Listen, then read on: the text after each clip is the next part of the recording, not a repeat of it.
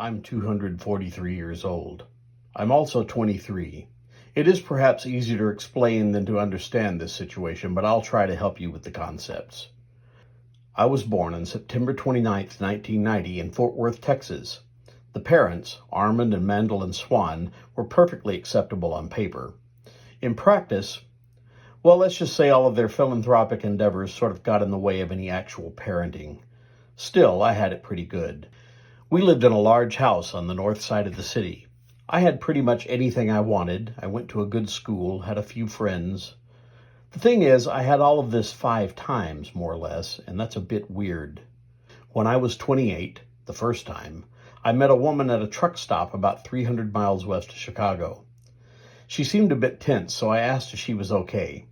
She was not okay, and she indicated that quite clearly by telling me to fuck off as she scanned the entire parking lot. Then she took off across the parking lot and stopped. "God damn it," she exclaimed. "Do you have a lighter?" I produced a Bic from my inside jacket pocket, lit her Virginia Slims, and watched as she eyed me up and down.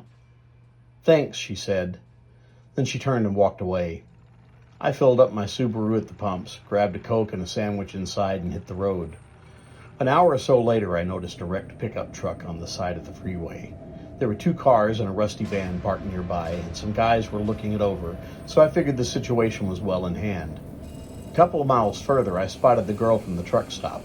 She was running down the service road, looking over her shoulder. Then she tripped, landing in a heap on the pavement.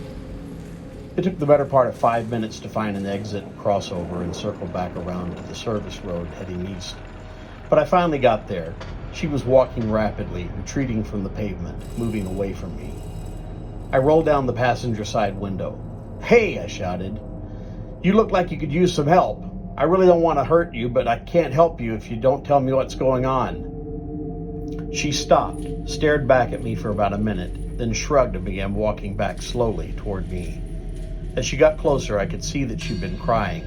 She was also injured from her fall, with a nasty scrape on her left knee, and I couldn't tell if the blood on her left hand was from her examination of the knee, or if she'd cut her palm on a rock or maybe a piece of glass when she hit the pavement. She stopped a few feet away, looked me square in the eyes, and said, "I'm scared of you, but there's some fuckers back there who tried to rape me, and I'm a lot more scared of them. They've been following me for 2 days. I don't know why. I'm not going to hurt you, I promise. I won't touch you unless you want me to. I mean, you're bleeding and all. I have a first aid kit in the back." Without another word, she stepped forward. As she approached, she flicked her hand, flinging blood onto the ground. Definitely a cut. I opened the door, and she sat in the passenger seat. After grabbing the first aid kit, I patched up her knee and hand. I could tell she was nervous. She kept glancing behind us.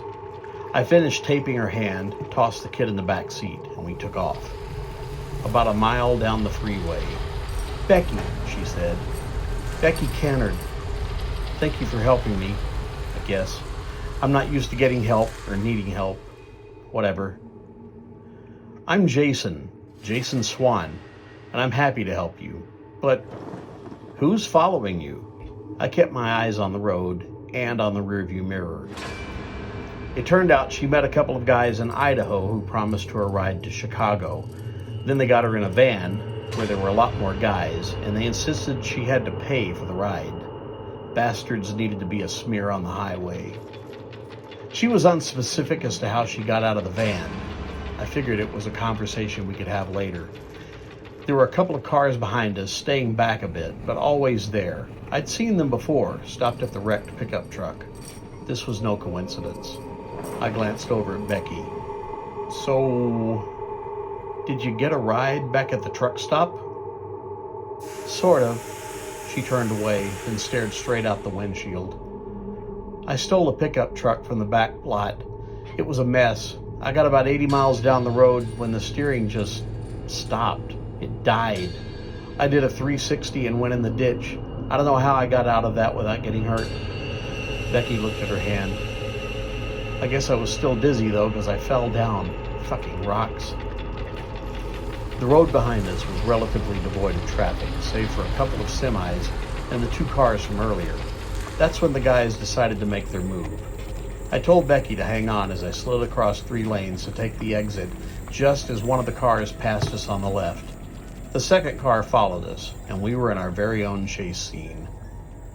I put my foot on the floor, sped down the off-ramp, then slammed on the brakes and watched as the car behind swerved right to miss us, coming to a sudden and violent halt in the ditch. That worked out okay, I laughed. Becky was not amused. We sped away down the service road, Becky craning her neck to see what was happening behind us. She was looking in the wrong direction.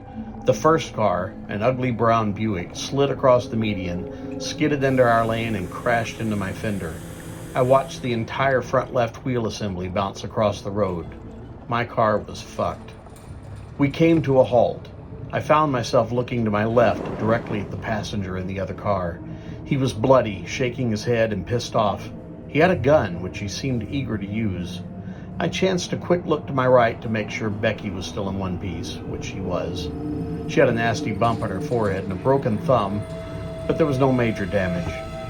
Turning back to my left, I put my hand through the broken windows of both vehicles, grabbed the gun from this asshole's hand, slammed him in the face with it, and then again just for good measure. Then, as casually as I could manage, I shot all 3 people in the car. Double tap, center mass, just the way I'd been taught. And that ended the chase, though there was a big ugly van still out there somewhere. What we needed now was a car and a destination, and maybe Becky could explain a bit more about this situation. But there was plenty of time for that. John Smith, Akashiana, 5 September 2018.